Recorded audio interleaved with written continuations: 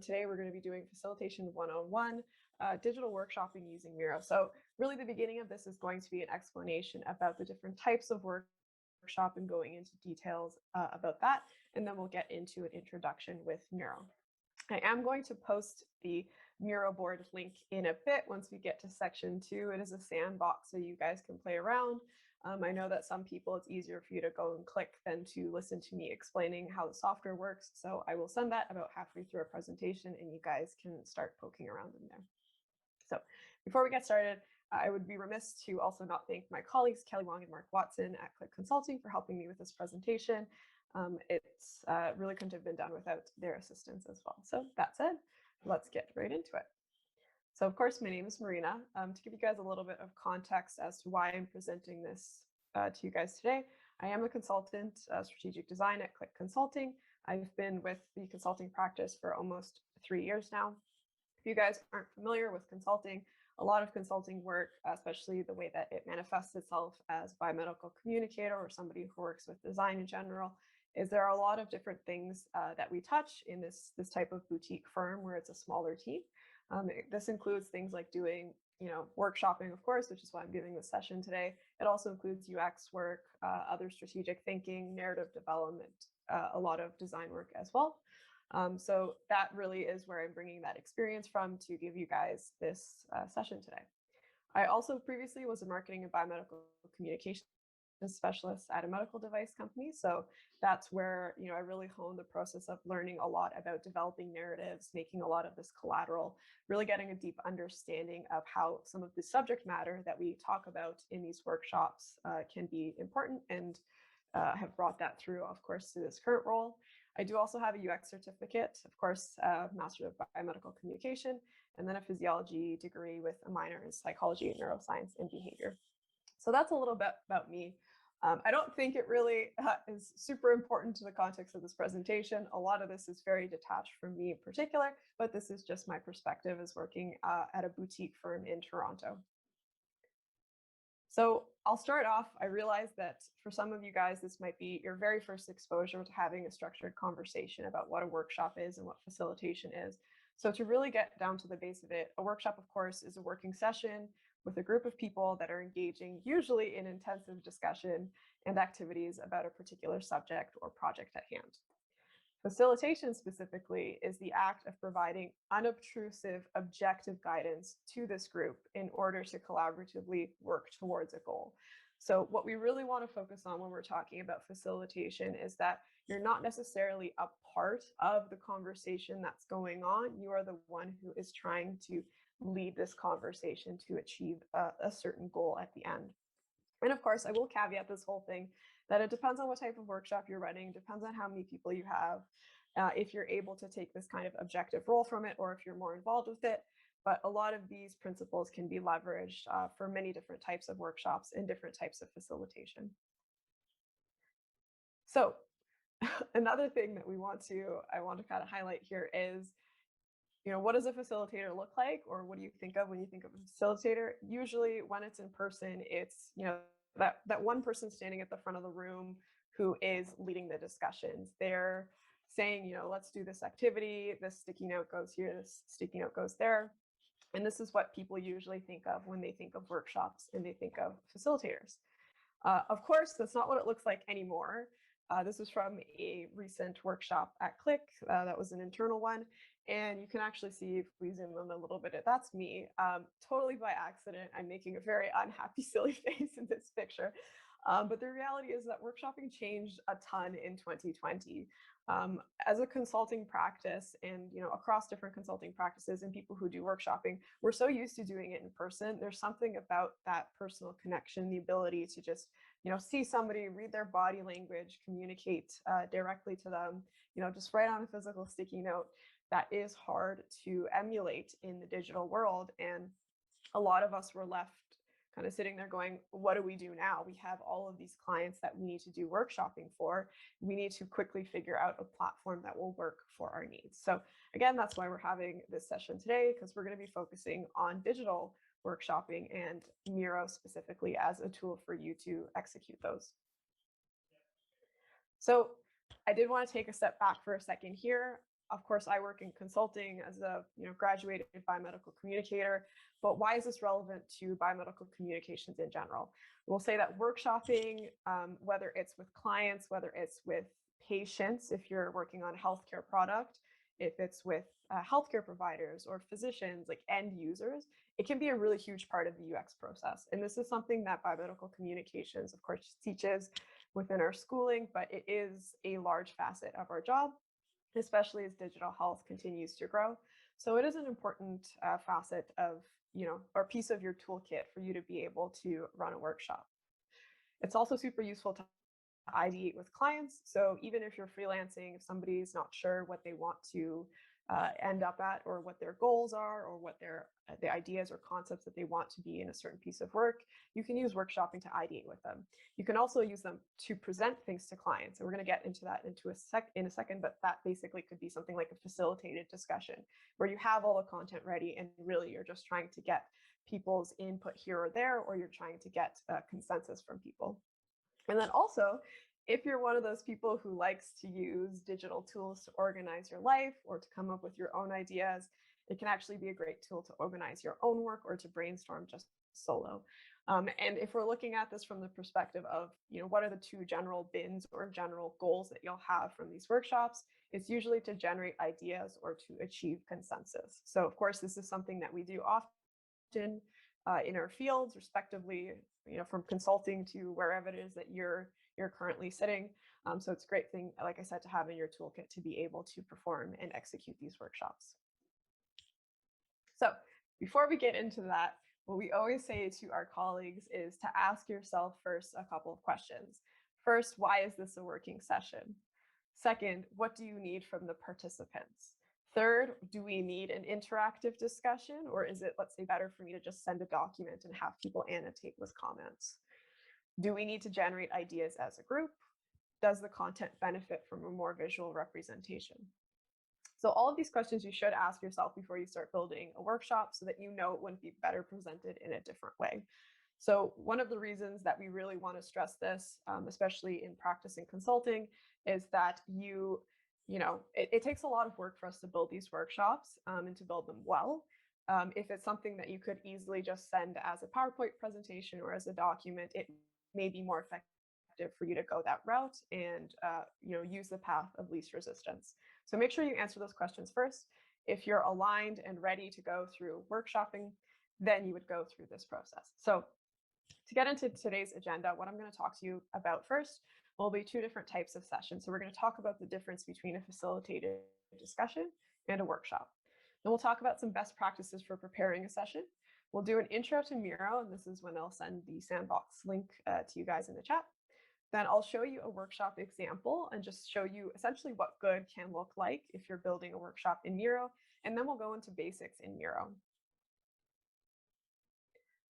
So if people don't have any questions, I'm not seeing anything so far in the chat, then we'll get right into the content of today. So before you start, you do really need to decide what type of session it is that you will be running. And there's two primary types of sessions, which I mentioned just a moment ago.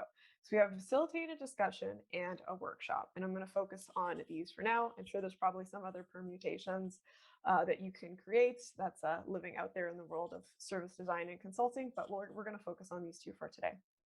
So they really are what they sound like. A facilitated discussion is more of a led through discussion where the person who is facilitating or the team members who are presenting have a lot of content. Maybe they have some questions here or there that they need input on. There still is that interactivity because there needs to be a reason for it to be built in Miro and for it to be a working session. Whereas a workshop is what we typically think about when we're thinking of like all these sticky notes and generating ideas and things of that nature. So just because I'm a consultant and we love tables, let's get into this in a little bit more detail. So when we're looking at a facilitated discussion, the function is truly walking through content that benefits from visual representation and making live decisions to update content as you discuss. So this could be something like even showing UX wires and saying, what are your thoughts here? What are your thoughts there? Annotating, adding comments. That could be a facilitated discussion that you're having with somebody. Some of the activities that could be included in a facilitated discussion could be categorizing information. So maybe we want to say, like, does this go into group 1 or group 2? We also often do prioritization. So maybe we'll look at something like, let's put this on a map and map a UX feature for how important it is versus how much effort it will take. And that could help you decide whether something should be implemented or not. And then also it can be something like a share out. So a share out is typically just when work has been done and you want to share it with your clients. So you're basically walking them through it. And again, this is where if it's something that's very visual, it could be useful to do this as a facilitated discussion. Some considerations that you need to keep in mind if you're doing a facilitated discussion is you do need to share screen the entire time.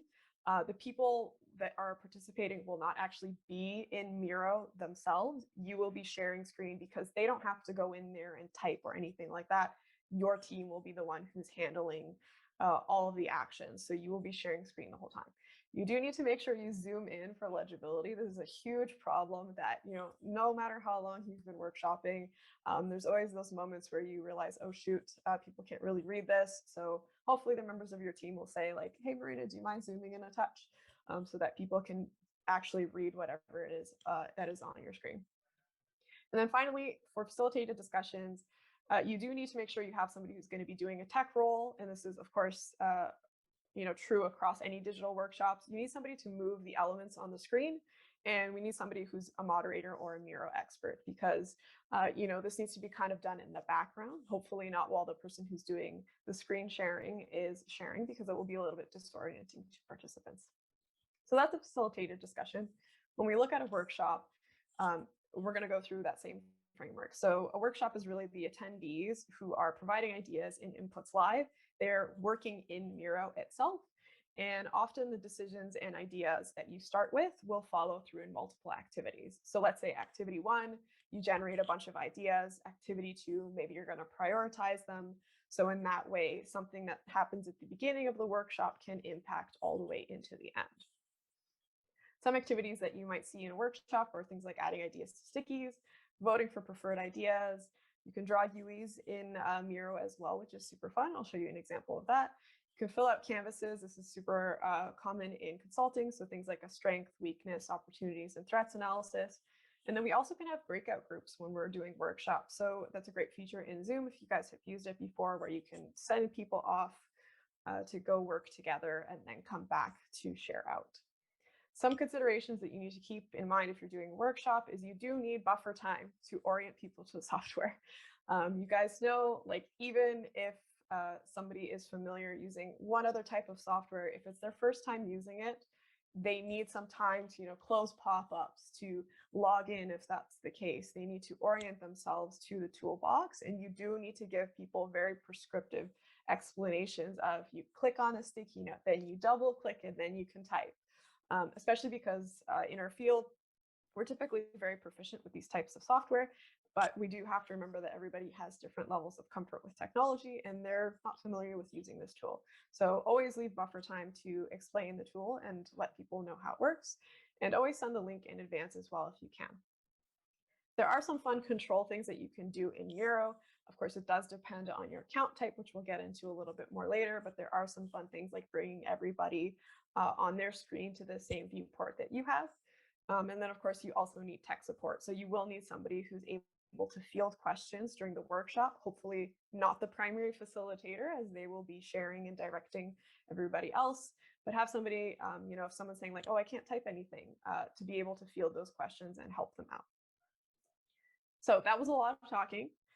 When we break this down, what does that actually mean? So facilitated discussion is typically more static content. So this is like, it's baked, it's done, it's ready to go. The narrative is highly controlled and directed. You're just getting a couple of inputs here and there. Whereas a workshop, you'll typically see more blank activities, and the narrative and the output will depend more so on the input, and it can involve a lot more active change. So to show you just a visual example of what that could manifest as, you can see on this left-hand side, we have something that's a facilitated discussion, and it looks like it could be a deck, right? These are pages that look like they could be from a document. We had some specific questions. We had put a couple of sticky notes, but this was a facilitated discussion where we were trying to get alignment on something. And then when you look at a workshop, this is like that typical thing that you're probably picturing in your head, which is a whiteboard with stickies. So I'm not seeing any questions about facilitated discussions versus workshops. If you guys have any, let me know in the chat. But now we'll move on to preparing. So what are some best practices that you want to follow if you're going to be setting up a facilitated discussion or workshop? So there are some things that you should know before you start. First one, do you need visual assets? You guys are the perfect audience to completely understand this. If you need UEs, if you need mockups, if you need journey maps, illustrations, anything, you should start on those before you start working on your workshop, because you need to make sure that those are ready to go and you can set up the activities around those assets. You should also try to know what the team's initial thoughts are on the session goals. So what is the point of this session and how does this output ladder into the next stage of the project? You need to know if you have time restrictions. So if the client, for example, only has an hour, you need to make sure all of your activities will fit within that hour and they make sense in the context of your larger workshop structure. It's also good for you to know the final output format and how you'll update the output to the client. So again, for example, if they want a deck as their final output, it might not make the most sense to do a facilitated discussion in Miro, because you're going to have to put all of the content in Miro and then you're going to have to put all of the content back into PowerPoint. So in that case, you might just want to do your facilitated discussion in PowerPoint and come over to Miro only for those moments where you have to do something interactive. And then finally, if you do know the activities already that you want to run, if you're working with somebody who is specifically asking you to set up a workshop for them, then they might know. So it's good to know the goals of those specific activities, because that will help you plan what to do in those activities. Okay, so this is actually one of my favorite parts, but probably one of the more boring parts for some people, is getting yourself organized. So for me, this is like, as a perfectionist, those moments where you just have a little song of joy playing in the background once you're done making all of these. But you do want to have a set of documents that are ready to go for you to be organized to run your workshop. So the ones that I have listed here, I think, are great. And I would say that if you are somebody who likes to be prepared, they're really good for setting you up for success. So of course, you want to have a client agenda, and you're probably going to send that to your clients ahead of time. You want to have a facilitator's guide as well. So that would be internal for your team or just yourself, that has all this information about what it is that you're going to be doing. And I'll get into that in a little bit more detail in a second. You do also want to have team roles. So what it is that everybody on your team is responsible for, whether they're a subject matter expert, whether they're the primary facilitator, the secondary, maybe they're doing tech support, maybe they're taking notes. All of these things are super important for you to figure out in advance. And pre-populated activities. So what I mean by this is, if there are some activities that you're going to do with your clients, and you know that in advance, and you want to align internally on how you're going to do that activity, or what your team's perspective is on that activity, it's a great idea to do that during the dry run, and then actually keep it on hand so that as you're walking through with the client, you can say, this is our thoughts, if they don't have some perspective to share with you as well. So it's a great way to kind of see where your team is at and to have that ready and open so that you can refer to it as needed. So some things too that you want to include in that facilitator's guide, for example, is timing. So that might be, like this session is running from 12 to 1. You also want to include duration. And this is a little bit of a weird one, but it makes total sense when you actually run your first workshop. You want to include duration. So for this, it would be, this is a 60-minute session, because when things go long, you have to reshuffle the time. So if we only have an hour for this client meeting, and let's say, to take today's example, we spent about maybe 8 to 10 minutes this morning, or like at the beginning of the session, going over intros, going over some other things.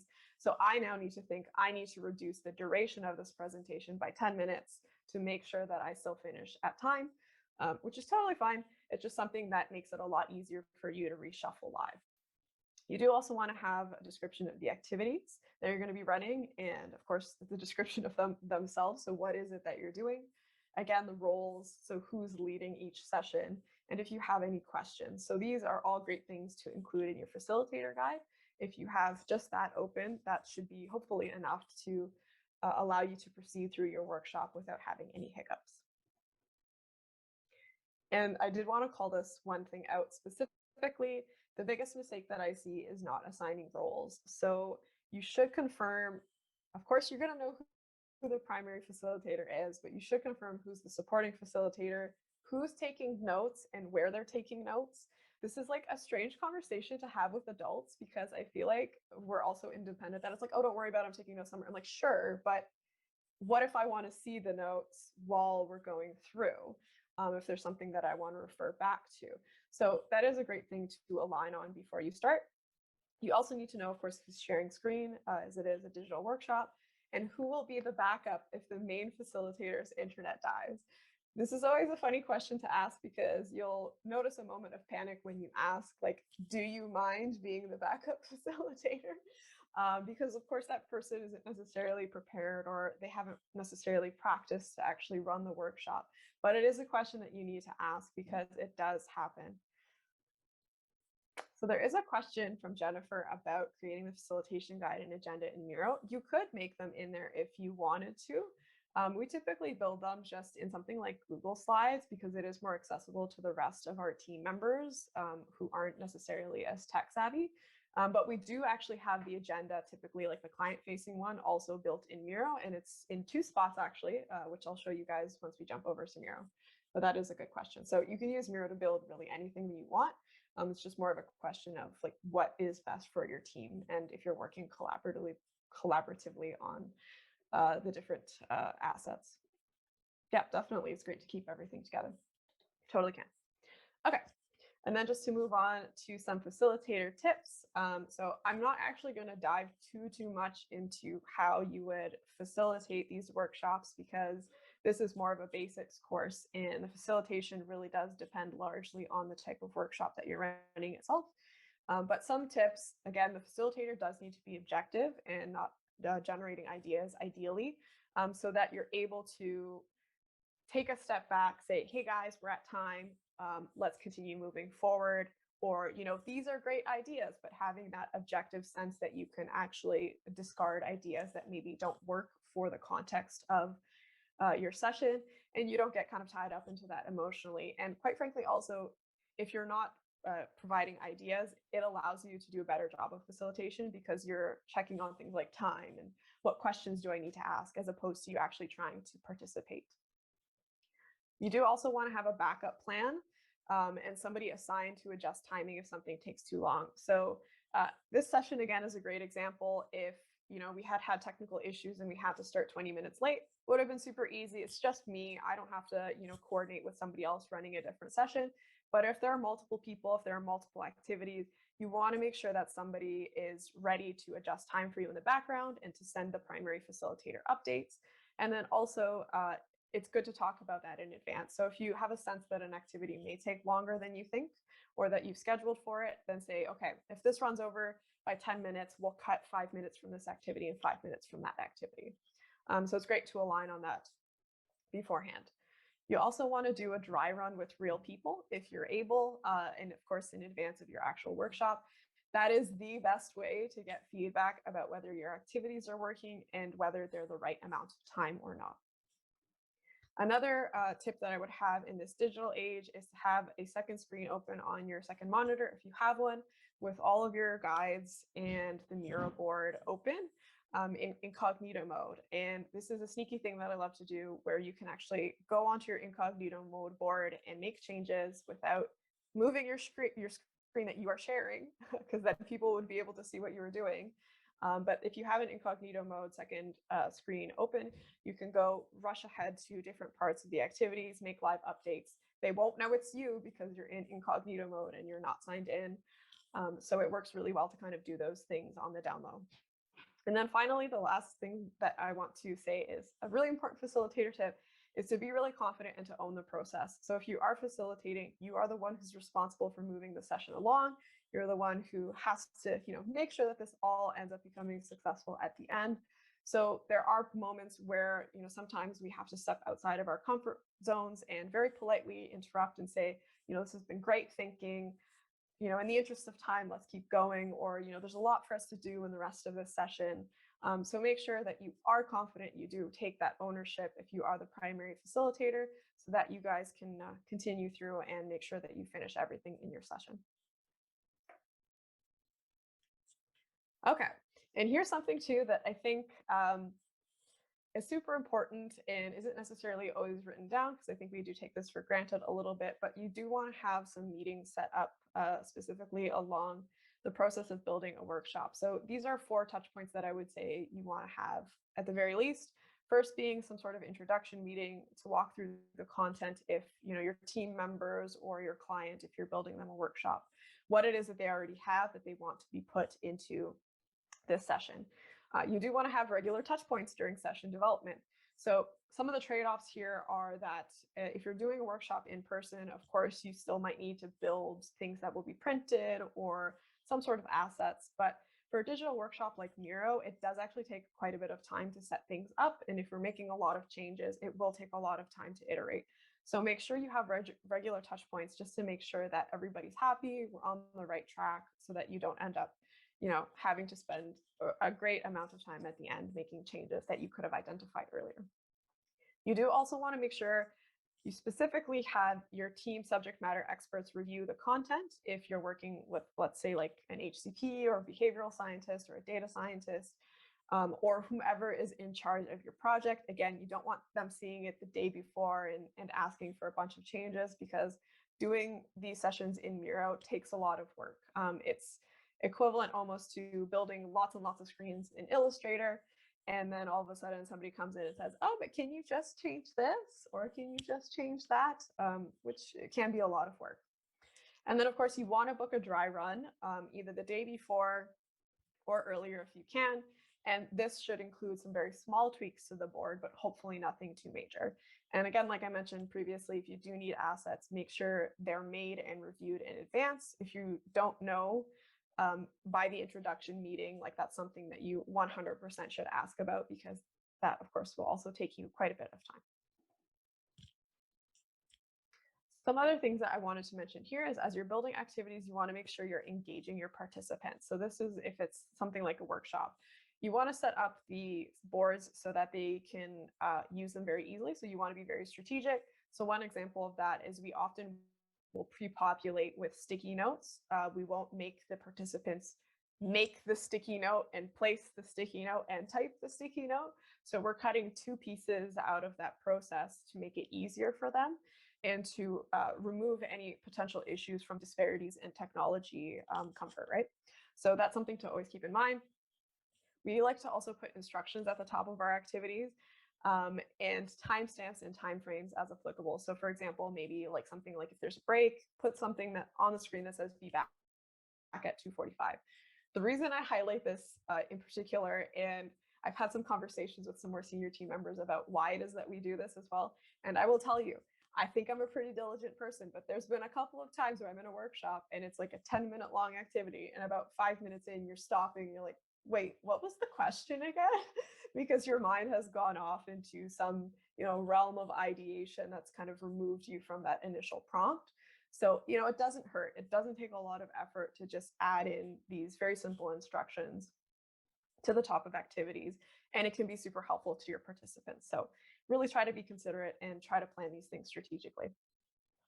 Some other things that I want to mention here is to introduce the tool in advance. So we're going to be talking about Miro, but if you're using something else, I would also suggest to introduce that to your clients, even if it's just an email saying, we're going to be using Miro for this workshop next week. Here's a link, check it out if you feel like it. Otherwise, there's nothing for you to do, nothing for you to prepare, but this is what we'll be using. A huge thing is double checking the sharing settings. So this is like the bane of our existence if you're sharing things in Google, especially if you work for a corporation and there's all these like security clearance things, like are you sharing it with your team? Are you sharing it externally? Miro's not quite that complicated, but the same problem will happen here. You need to make sure that anybody with the link can edit, and then you'll be okay. I would also suggest, if you can, to send the link in the meeting invite or in advance if you're going to have them working in Miro, so that they can get themselves oriented, and that will just decrease potentially that buffer time where you need to orient them to the software. Another thing that I would suggest is sharing the board link in Zoom chat again. So even if you've sent it in advance, do send it again once people are in the session. I would also suggest to use the annotation tool in Zoom. If you guys aren't familiar with it, it looks like this guy here. And I'm just doing it right now on my screen. It will just draw on top of whoever is presenting on top of the share screen. So definitely use that annotate tool on top of Miro to help orient people if you're sharing screen. But I'd also suggest that you use timers during the session, especially if you're doing free ideation. It's great for people to look and be able to see like, okay, I have 2 minutes left, or 30 seconds left. And that helps you keep things a little bit more tight in regards to timing so that you can move people along easily. And then for output, this is something that, of course, is super important. You've done this amazing workshop. What are you going to do with all of the content and great input that you've gotten? So in consulting, you'll typically send out a deck or a document with a typed up output from an in-person workshop. The benefit of Miro and digital workshopping is, of course, that you can export things directly. So Miro allows you to export as an image. Sometimes I found this is a little glitchy. If it's not working, close it, open it again. It should work. But in the very worst scenario, you can take a screenshot. So again, I think I mentioned this earlier, but really just to emphasize, this means that the output can be less work, but setup is typically more work, I would say, because you are building all these things in Miro. And unlike with physical in-person workshops, it's a lot harder for you to say, no, this all has to be done by Thursday for our Monday workshop because I have to send it for print. We no longer have that barrier as a buffer. People will be making changes potentially right, the day before or the morning of. So getting that all set up and all the work that you're putting into this can actually end up being quite a bit more than preparing print materials because those have a hard cutoff date. So just try to keep that in mind. And then also it's something that, if you're working with a collaborative team, to try to emphasize like, hey, let's try to make sure this is all finished before we, get to the day before or the day of, just to make sure everything is looking good and there's no, unexpected surprises. Does Miro work offline? The answer to that is no, unfortunately. So you do need to have internet access. But that's a great question. Okay, so I'm gonna pause there for a second, see if anybody else has any questions, whether you want to put it in the chat or throw your hand up. And then if not, we'll get into an introduction to Miro in the last 18 minutes.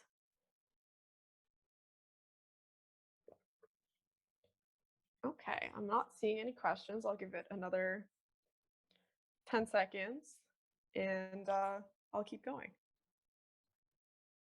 Has anyone worked in anything similar, like Mural, perhaps, or any other sort of? You have to be really clear on the which Mural, one? Yeah, which one? Yeah, and there's Jamboard. Also, I'm not sure if anybody saw that Envision just came out with what I'm gonna call a Miro copycat.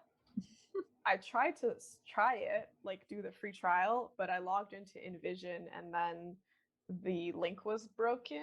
So good job, Envision. But anyway, I'm sure I'll try it afterwards. Yeah, Figma's another one too. I will say that of the ones I have used, I haven't used Miro, but Miro to me is like the far superior tool. But if somebody disagrees, let me know at the end of this and tell me why so that I can learn something. Okay, so moving into Miro, we'll talk about often when you talk about digital workshopping, people say, oh, it's a digital whiteboard. It's really not. I think that's very diminishing to the abilities of this tool. Miro touts itself as a visual collaboration platform that allows teams to work together in an interactive space. So like we've been talking about, you can conduct workshops and you can facilitate discussions, which is great. So this is a screenshot. This is what Miro looks like. I will caveat this here that they used to have a desktop version. I tried it originally. I think that they got rid of it. I have not used it since, but we're going to focus on the web-based version today. So this is what it looks like if you have it open in a tab in Chrome. You'll see that there is this board. This is a full board. This is what is called a board. And you'll see all these different controls in different spots. So if we were to zoom in, all of these different little boxes that we have are showing or highlighting a frame. So we can think of that as the equivalent to like an artboard in Illustrator or in Photoshop. So those are some of the contained working spaces. However, Miro is kind of one of those, like, I forget what the term is right now off the top of my head, but it's one of those like ever expanding virtual spaces. There are no limits to it, but you do typically want to use frames to contain activities if you're facilitating some sort of workshop or ideation session. or discussion for a client, just to keep things very organized. But you can go and have a free-for-all and choose to not use frames if you want. So when we zoom in a little bit more, you can see this is an example of a frame that's containing sticky notes. There's different colored shapes that are layered on top of each other, of course, to create the graphic design of this activity. And again, this is what is considered a single frame. You can add a name to the top to give it a label, and that makes output output easier as well, but it's a good way to contain things. Then when we continue looking at this, there is a toolbar on the left-hand side that's highlighted in purple. So this is where you have those controls for creation. So things like the equivalent of the cursor in Illustrator for you to select things. There are templates, there are text box, text editing tools and creation tools, sticky notes, shapes, leader lines, a free hand drawing tool, which is super fun when it works properly, commenting, a way to build frames, etc. You can customize and add plugins, but I'm not going to go into that today. And then at the bottom, we have the presenter tools or facilitator tools. So you can go into presentation mode that kind of mimics PowerPoint, where you're jumping through frames like a presentation. You can do voting, you can use the timer from there. And again, you can customize things there as you want. And I will say, though, that some of these have to do with the account types, but we'll get into that in just a minute. One of the other ways that this works is you'll have your account if you do create an account, and you'll have different boxes or projects, but you can see the boards are organized into a specific project. Then you'll have the different projects on the left-hand side. Okay, I'm going to go into a very quick interlude about the account types, but if you are interested in using Miro, of course, try it out today, and then you'll have to look up the details yourself for what makes the most sense for you. They do have a help center that has details of all the plans. So there are different types. There's a guest, which you guys will be a guest today, and you can go in and edit things. You can interact. You can build stuff. There's no problem being a guest. If you have a free account or a paid account, there are some differences, but for the most part, you can make boards, but some paid accounts have special access to certain features, such as, more advanced facilitator tools like hiding frames or changing the locations of the attendees. But again, that's something that you don't really need to worry about if you're just trying it out. And then, of course, sharing with clients. I can't emphasize this enough. The sharing button is in the top right hand area of the screen. You want to send the link out in advance so that people can get onto the board. And if they can't, of course, you're going to have to go in and quickly change the sharing settings so that they can access the content. So with that said, I'm going to show you guys a quick example of a workshop that we actually did. This was an internal workshop. It was a dry run. We had one primary and two co-moderators. So there was one, primary facilitator, and then two people who were helping because we had breakout groups.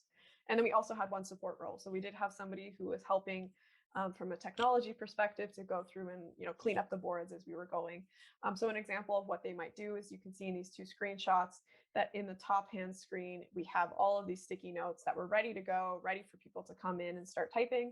Once they were finished the activity, we had that support role actually delete all the unused sticky notes to make the board cleaner, to make it easier to understand what was going on, but also to restrict our voting because we do votes on sticky notes. This was a 2-hour workshop. It was quite long, and this was for a pharmaceutical manufacturer. That's it. Before I go into Miro, because I'm not coming back to PowerPoint, if you do need more Miro support, they do have an academy, which you can check out. The link is down there if you want to take a quick screenshot. But it is a great place for you to learn more about Miro. I do feel as people, if you guys are familiar with using Illustrator in particular, it should be pretty intuitive for you to use, but they do have a lot more detail on that academy if that's something you're looking for. So with that said, we're going to move over into Miro. All right, so the first tip when you're actually working in Miro, which like a hilarious number of people don't do, is to actually enter for full screen, because there are a bunch of things on screen that you don't really need that are taking up space. And when you're sharing screen, there's always a need for more real estate. So I'm just going to briefly go over the high level for you guys of what we're looking at, and then we'll jump over into the sandbox. So I'm just going to zoom out. And the reason I wanted to share this was this is an example of what good can look like. So within Miro, it can range just like PowerPoint can, from somebody who's a beginner and just getting started to somebody who's more familiar with the tool and really knows what they're doing. So what we'll often do in these workshops is build up a timeline so that it's easy for both us to progress along the workshop, moving from activity 1 to 2 to 3.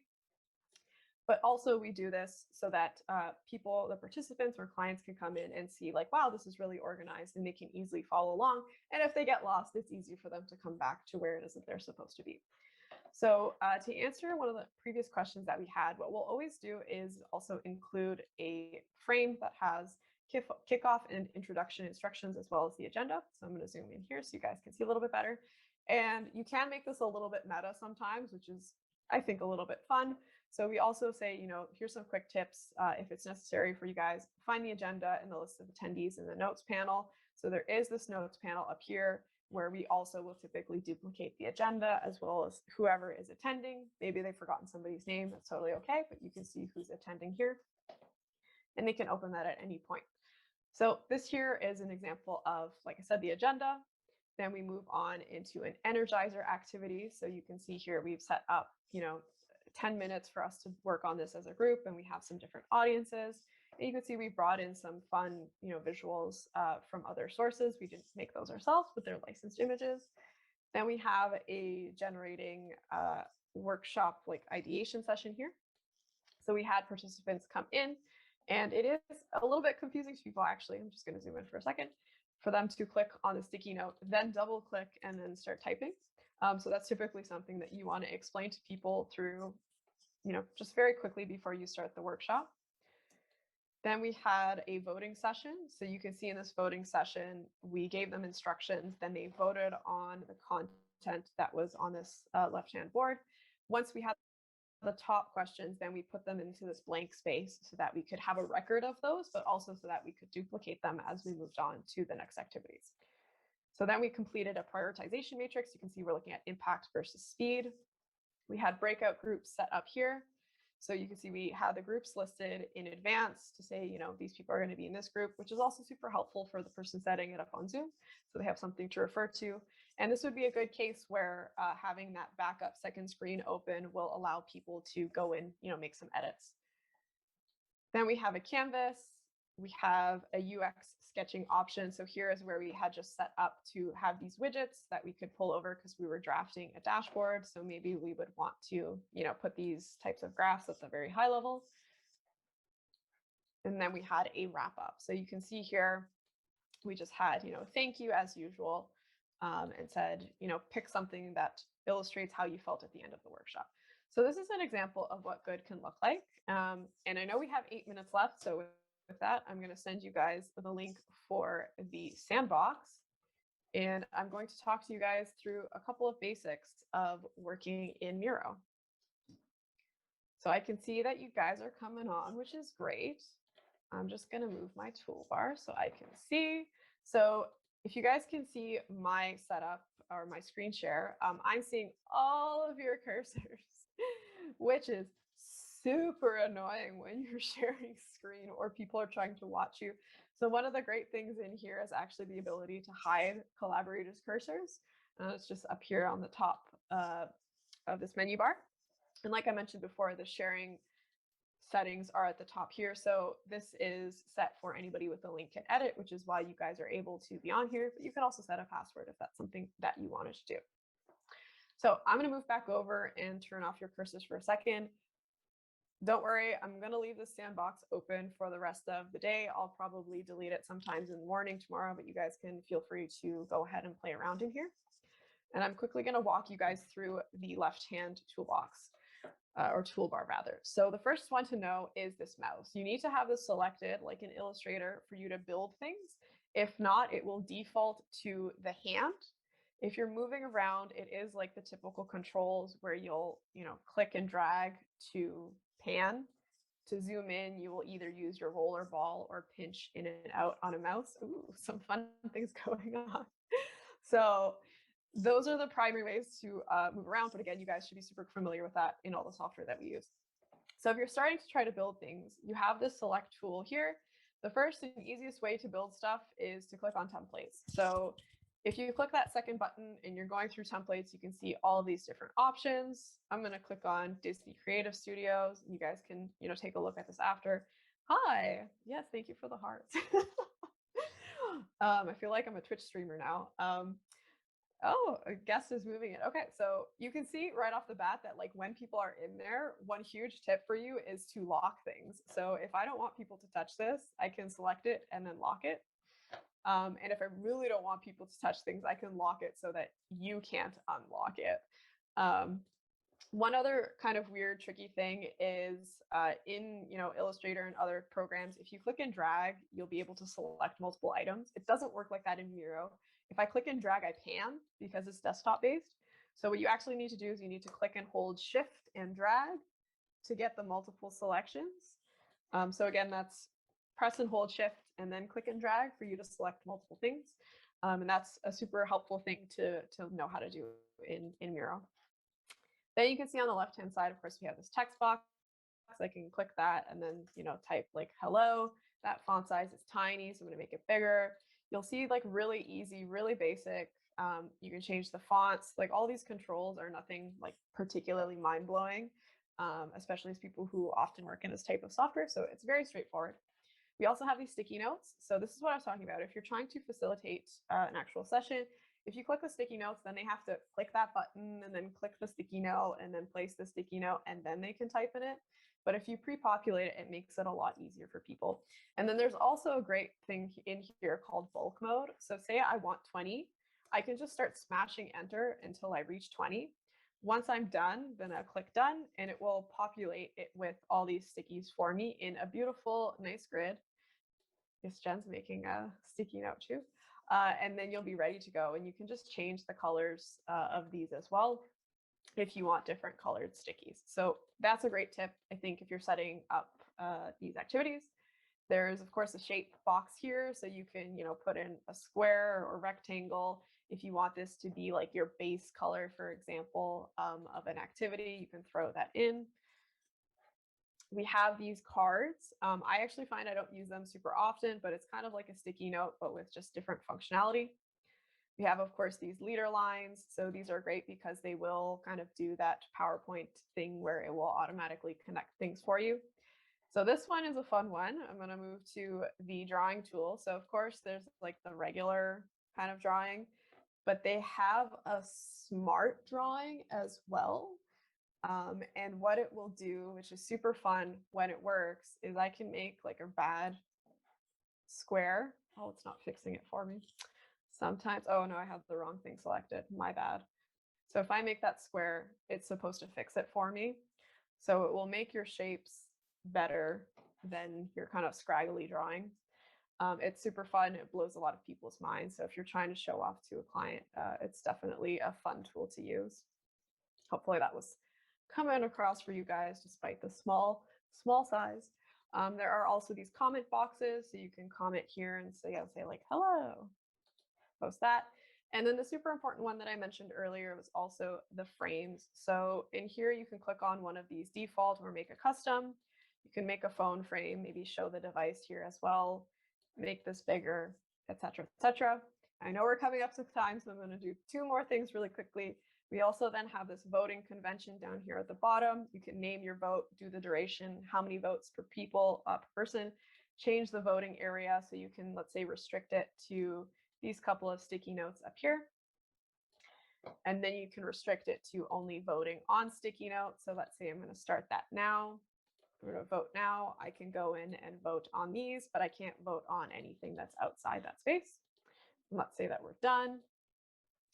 The counting of the votes for some reason always takes a really long time. And we often joke about how you need to make a joke as a facilitator while it's calculating. Like for some reason it takes so long, even though it's such a simple control. So I'm going to close that for now. And then there is also this timer down here. So I know we're at time. I believe I have a couple more minutes if people have questions. Let me just double check. I do. So if people do want to stay, that's fine with me. But I'll pass it back over to the BMCAA to let us know what they want us to do. Thanks, Marina. That was fantastic. Do we have any questions while people are playing around in the Miro board? Jen Barley says, how do you save and export or export? That is a great question. Okay. Let me move over into this other workshop because for some reason I'm having a couple of issues.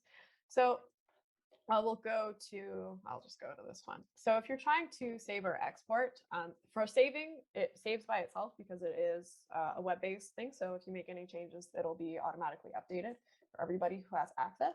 When you're exporting, you want to click on the frame, then you want to right click, and then export as image comes up as one of the options. So if you click that, there are options for different image sizes. There is also an option for PDF. It says vector. Don't get too excited. It's not easily editable in Illustrator.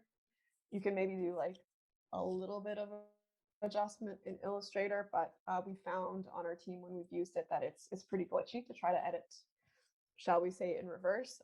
It's probably easier if you're familiar with Illustrator to build something in Illustrator and then just plop it in, if that's something that you're thinking about.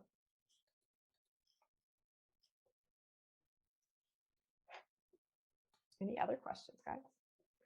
How would you archive? What do you mean by archiving? Like closing the board?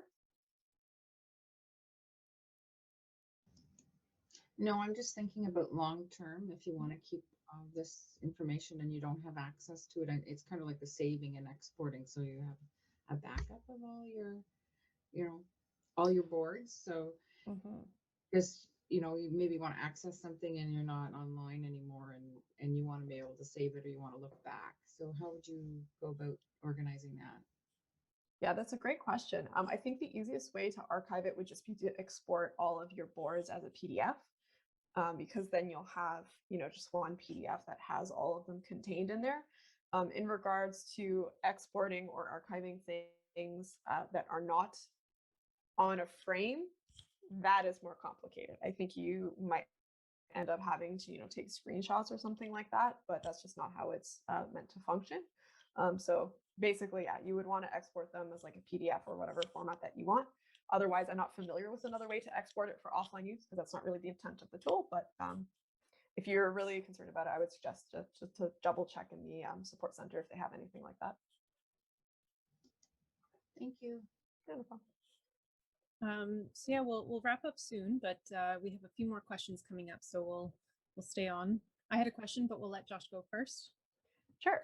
So making another tab, no, you can't make another tab in the current, and I will also caveat this, that this tool was somewhat in its infancy, I think, when the pandemic started, and they've been adding a lot of features. So who knows in the future that they could have something like that as well. But no, you can't currently make a second tab. You would just have to make a different board and you could jump between boards. It's really not too difficult, so I wouldn't be too worried about it. Like I can jump between that and this board quite easily. And I can see you guys. Oh, look, somebody drew a cat. How fun. And I can see all of you guys working in here.